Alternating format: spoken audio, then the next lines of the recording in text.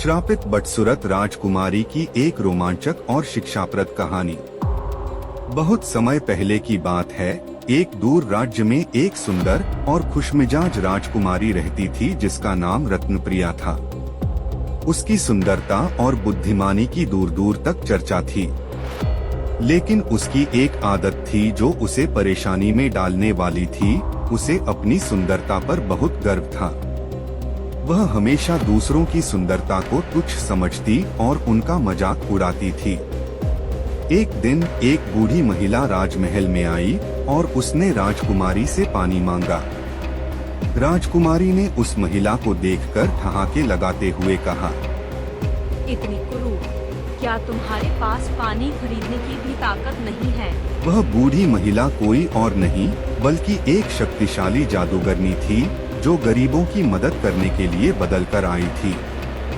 राजकुमारी का मजाक सुनकर जादूगरनी बहुत क्रोधित हुई और उसने कहा, तुम्हारे इस अभिमान ने तुम्हें अंधा बना दिया है। अब तुम उसी रूप में जियोगी जैसा तुम दूसरों को समझती हो।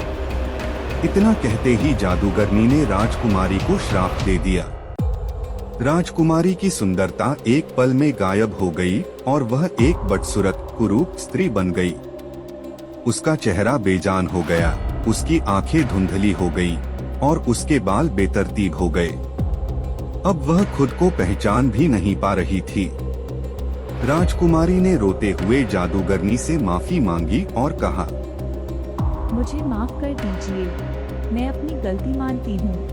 मैंने अभिमान में आकर आपकी अवहेलना की। जादूगरनी ने कहा, इस श्राप से छुटकारा पाना आसान नहीं होगा, लेकिन एक तरीका है। जब तक तुम अपने हृदय में दूसरों के लिए सच्चा प्रेम और सम्मान नहीं लाओगी और अपने कार्यों से यह सिद्ध नहीं करोगी, तब तक तुम्हारी सुंदरता वापस नहीं आएगी। राजकुमारी ने ठान लिया कि वह अपने अभिमान को छोड़कर लोगों की मदद करेगी और सच्चे दिल से सबका सम्मान करेगी।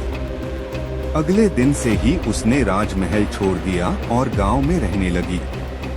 वह गरीबों की सेवा करने लगी, बीमारों की देखभाल की और जरूरतमंदों की मदद की। धीरे धीरे उसके व्यवहार में परिवर्तन आने लगा और लोग उसकी दयालुता की प्रशंसा करने लगे। कई महीनों के बाद जब उसने पूरी तरह से अपने अभिमान को त्याग दिया और सभी से प्रेम और करुणा से पेश आने लगी, तो जादूगरनी फिर से उसके सामने प्रकट हुई। उसने कहा, तुमने सच्चे हृदय से अपनी गलती सुधारी है। अब मैं तुम्हें तुम्हारी सुंदरता वापस देती हूँ। राजकुमारी की सुंदरता फिर से लौट आई, लेकिन अब वह न केवल बाहर से सुंदर थी बल्कि अंदर से भी एक दयालु और विनम्र व्यक्ति बन गई थी। शिक्षा: इस कहानी से हमें यह सीख मिलती है कि बाहरी सुंदरता का कोई मूल्य नहीं होता यदि हमारे दिल में अभिमान और दूसरों के प्रति अनादर हो। असली सुंदरता सच्चे दिल और विनम्रता में होती है।